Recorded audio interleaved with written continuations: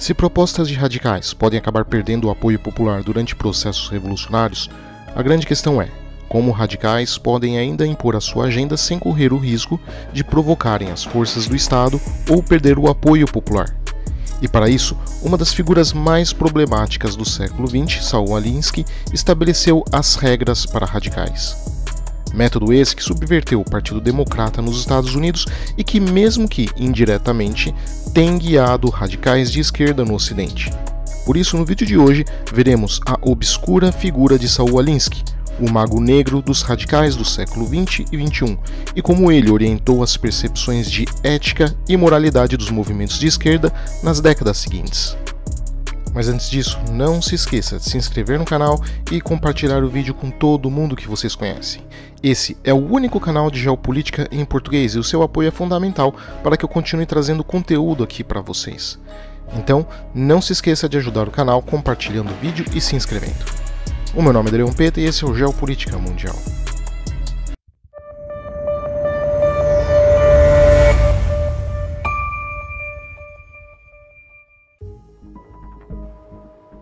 Saul Alinsky, logo no início em sua obra, menciona e agradece a Lúcifer, em seu livro Regras para Radicais. Nele, ele usa a história bíblica de Lúcifer como um exemplo da rebelião contra o poder estabelecido e um símbolo de luta contra a opressão. Alinsky argumenta que a rebelião de Lúcifer contra Deus representa o espírito de desafio à autoridade e o desejo de mudar as coisas para aquilo que ele julga como sendo melhor, e que essa entidade é importante para aqueles que lutam por mudanças sociais. A obra de Saul Alinsky descreve a situação social e política do mundo no início dos anos 70, com a juventude descontente e perdida com a sociedade materialista que ele julga decadente, com esses jovens procurando um significado em suas vidas e no mundo. Este é o cenário descrito por Saul Alinsky em seu livro, com ele então querendo demonstrar como os radicais podem subverter e quebrar o sistema, impondo sua agenda revolucionária. Para isso, ele vai tratar em dois tópicos principais. Primeiro, a questão da ética do revolucionário e segundo, das estratégias para revolucionários. Alinsky é uma figura importante da esquerda radical e um sobrevivente da caça de Joe McCarthy aos comunistas na década de 1950. A juventude entediada e desocupada é a vanguarda da mudança de Alinsky e sua legião para o futuro no longo prazo, pois ele sabe que o que eles fizerem no futuro dará significado ao que ele, da geração anterior, fez com a sua vida. Para Alinsky, a palavra de ordem é subversão e corrupção. Corroendo o sistema por dentro, suas teses buscam justificar a desobediência civil e a subversão do sistema. E no caso, ele trata também do papel da ética do radical, a moralidade do revolucionário. Logo, em um processo de revolução, o que seria ético, moral ou correto? E para ele a pergunta-chave não seria a pergunta clichê de se os fins justificam os meios. Afinal, isso seria algo sem sentido como está, uma pergunta vazia e, portanto, com respostas vazias. Então, a verdadeira e única pergunta sobre a ética dos meios e dos fins é: este fim em particular justifica este meio em particular?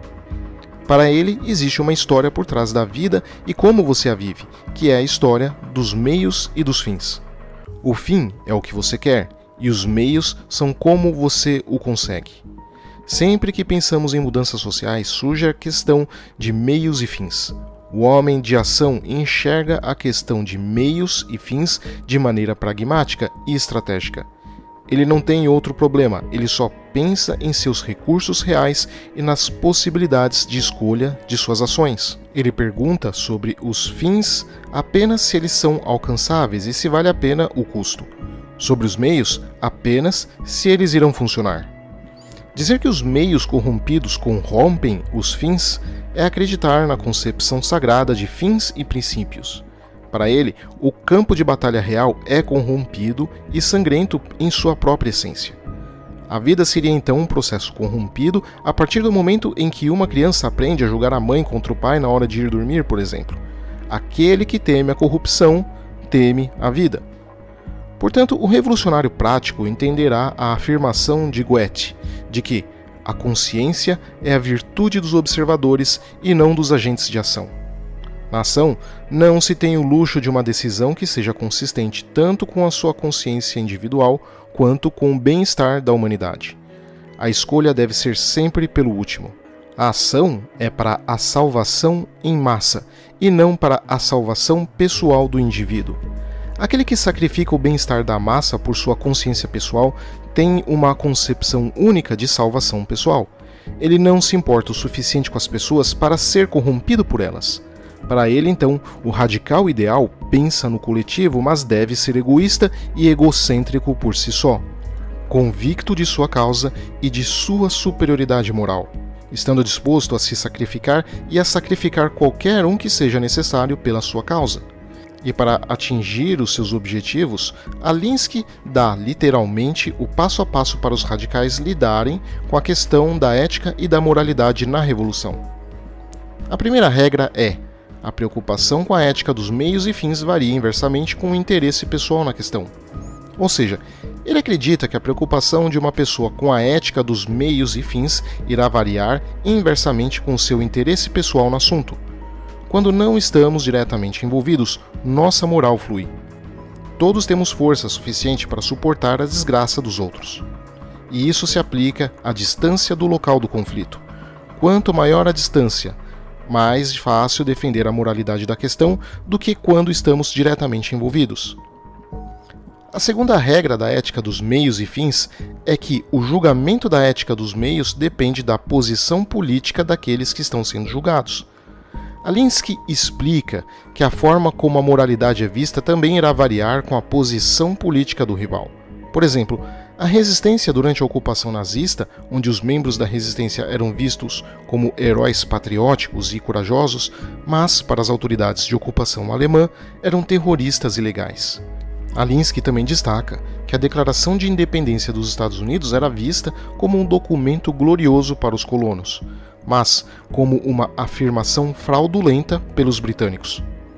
Para ele, a história é feita de julgamentos morais baseados em política, citando exemplos de como a moralidade muda dependendo da perspectiva, como a aceitação de dinheiro pelos alemães por Lenin em 1917 e a contribuição de $1 milhão para os anti-bolcheviques na Rússia, se destacando que as táticas usadas pelos oponentes são sempre consideradas imorais, enquanto as nossas são sempre consideradas éticas e baseadas nos mais altos valores humanos.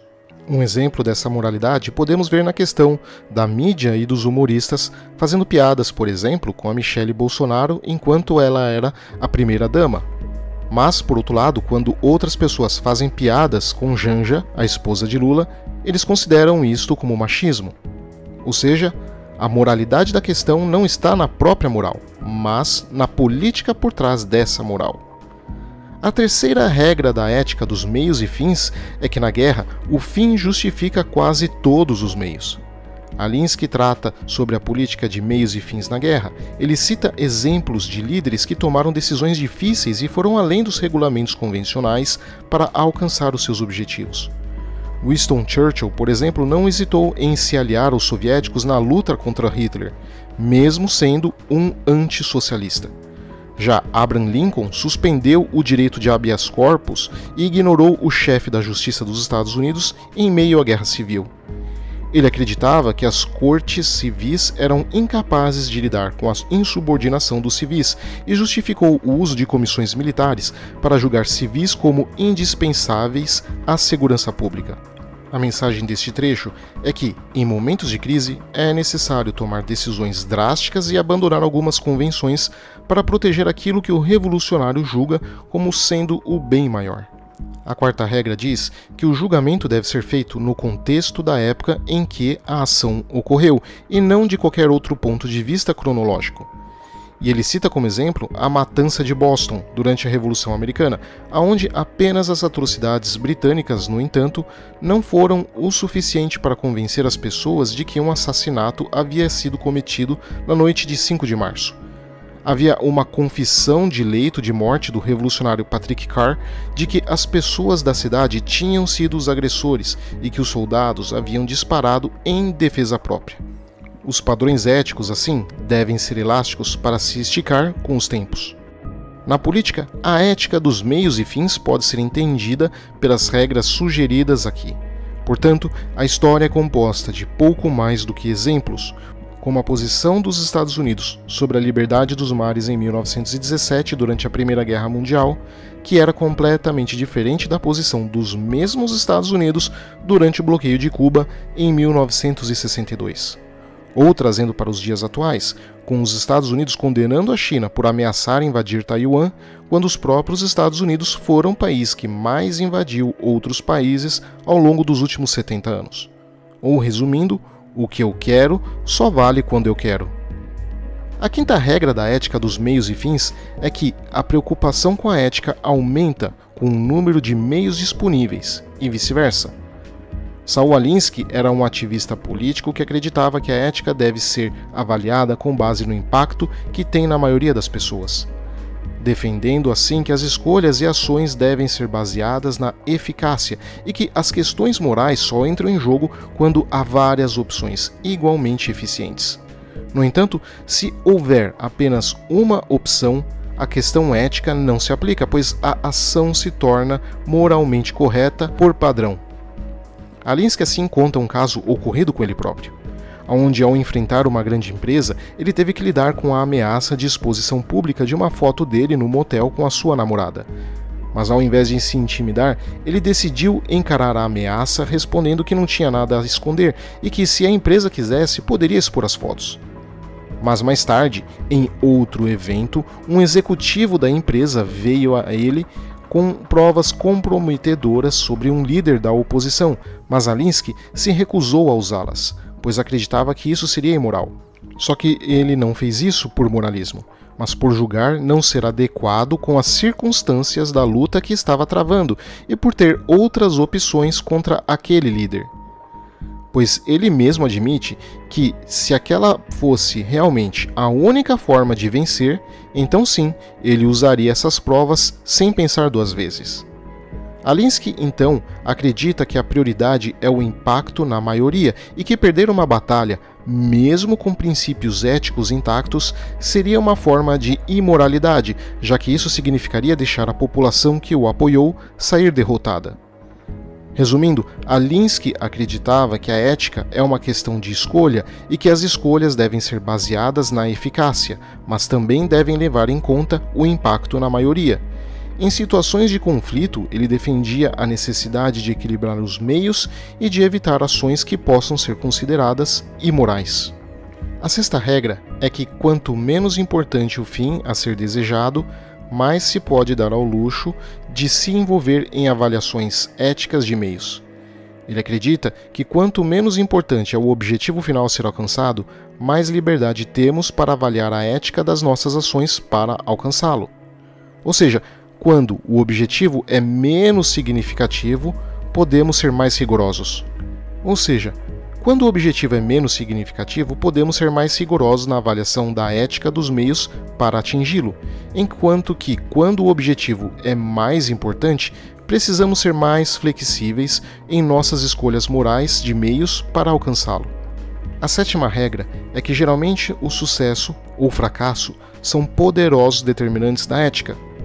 Isto significa que a moralidade das ações é avaliada com base no resultado alcançado. Se uma ação é considerada moralmente correta porque resultou em um sucesso, então isso é visto como uma justificativa para as ações tomadas, mesmo que elas não sejam moralmente corretas em si mesmas. Um exemplo disso é a argumentação estúpida que liberais frequentemente fazem em torno da questão da moralidade e da legalidade dos golpes de Estado. Golpes de Estado só são imorais e ilegais se fracassarem. Se forem bem-sucedidos, obviamente, passam a ser legais e moralmente justificáveis. A oitava regra é que a moralidade dos meios depende se os meios estão sendo empregados em um tempo de derrota iminente ou de vitória iminente. Alinsky diz que a moralidade de um meio é determinada pelo resultado obtido. Ele dá o exemplo da bomba atômica lançada pelos Estados Unidos em Hiroshima e Nagasaki durante a Segunda Guerra Mundial. Logo, que se a bomba tivesse sido desenvolvida após o ataque de Pearl Harbor, quando os Estados Unidos estavam em uma situação de desvantagem, sua utilização teria sido saudada como uma retribuição justa contra o mal. No entanto, como a vitória era praticamente garantida para os Estados Unidos no momento da queda da bomba, a questão da moralidade de seu uso veio à tona. E ele conclui que a moralidade de um meio é influenciada pela perspectiva do vencedor ou do perdedor. A nona regra diz que qualquer meio é automaticamente julgado pela oposição como sendo antiético. Alinsky usa o exemplo de Francis Marion, um dos heróis da Revolução Americana. Ele agiu como um guerrilheiro de verdade e as ações de sua equipe eram similares às ações usadas pelos guerrilheiros atuais. O exército regular britânico encontrava suas operações desorganizadas e atrapalhadas pelas táticas guerrilheiras de Marion. Irritados com a eficiência de suas ações, os britânicos o condenaram como criminoso, afirmando que ele não lutava como um cavaleiro ou um cristão. O uso de táticas guerrilheiras como meio para ganhar a revolução fez com que Marion fosse denunciado por falta de ética e moral. Em exemplos atuais, podemos ver na Guerra da Ucrânia. Por exemplo, durante a Guerra do Iraque, os Estados Unidos fizeram o essencial, que é destruir a infraestrutura dos iraquianos, sobretudo a da energia elétrica. Porém, agora na Guerra da Ucrânia, os russos começaram depois de um tempo a fazer o mesmo, e os Estados Unidos condenaram os russos por serem antiéticos, por terem atacado a rede elétrica ucraniana, mesmo que a atuação russa tenha sido a mesma que a americana. Washington considera essa atitude antiética pelo simples fato de ter sido feita pelo país opositor. A 10ª regra da ética de Alinsky diz que você faz o que pode com o que você tem e que você tentará vestir essa ação com roupas morais. Ele discute a importância de avaliar as ferramentas disponíveis para alcançar determinados objetivos. Isso envolve considerar fatores como recursos disponíveis, as opiniões populares e o clima político, o tempo disponível, apoio da comunidade, oposição, leis e poder policial. A disponibilidade dessas ferramentas é o que vai determinar se a ação será discreta ou pública, rápida ou lenta, passiva ou ativa, para mudanças extensas ou ajustes limitados. Se as ferramentas estiverem ausentes, pode levar à martirização com a esperança de iniciar uma reação em cadeia que resulte em um movimento em massa. Ele usa o exemplo de Gandhi e seu uso da resistência passiva na Índia como exemplo da seleção de meios. Gandhi é frequentemente visto pelo mundo como exemplo de comportamento moralmente elevado em relação a meios e fins. Mas, se Gandhi tivesse armas, poderia ter liderado uma revolução armada contra os britânicos. Ele não fez por uma questão moral, ele não fez porque não as tinha, e também nem tinham pessoas dispostas a usá-las. Assim, Gandhi ficou surpreso com a passividade e submissão de seu povo em não se vingar ou retaliar contra os britânicos. No entanto, é importante considerar que a moralidade em torno da sua política de resistência passiva pode ter sido uma estratégia para encobrir uma abordagem pragmática com uma capa moral desejada e essencial. Assim, o revolucionário deve avaliar as ferramentas disponíveis ao planejar ações sociais e políticas.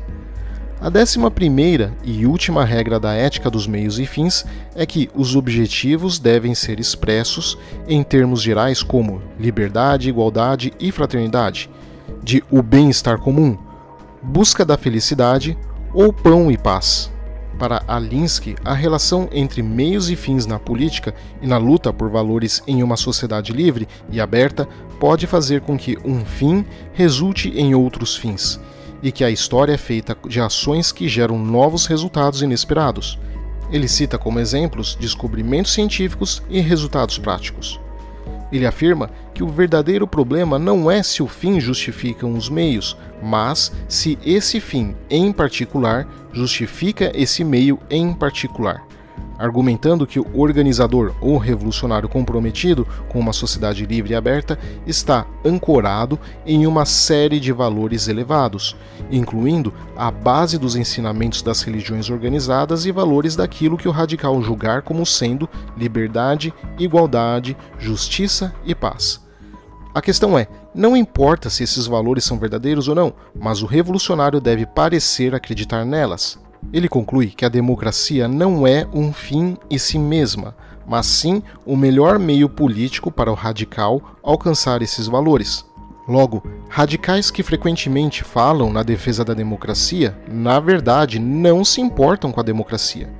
Porque, na verdade, a democracia não é o seu objetivo político, mas uma ferramenta para atingir aos seus objetivos. Mas agora que sabemos quais são as 11 regras éticas para os radicais, o que isso nos diz sobre as táticas que os radicais e revolucionários devem ter? E Alinsky aborda isso também. Mas deixaremos isso para o próximo vídeo da série Estratégias e Revoluções. Obrigado a todos e um super obrigado aos membros do canal. Graças à ajuda dos membros do canal, eu tenho conseguido trazer conteúdo cada vez mais técnico e de alto nível para vocês, pois são vídeos que não dão muita visualização, então a ajuda deles tem sido fundamental. Em contrapartida, os membros do canal têm acesso a material exclusivo, não só lives comigo, mas também materiais de cursos que estou colocando aos poucos. Então, se você quer contribuir para o canal e ter acesso a esses vídeos exclusivos, considere virar membro. Mas se você não pode virar membro, a sua ajuda ainda pode ser com você compartilhando o vídeo com todo mundo que você conhece para trazer mais pessoas para o canal. E assim eu consigo continuar trazendo conteúdo de geopolítica genuína para vocês. Abraços e até a próxima.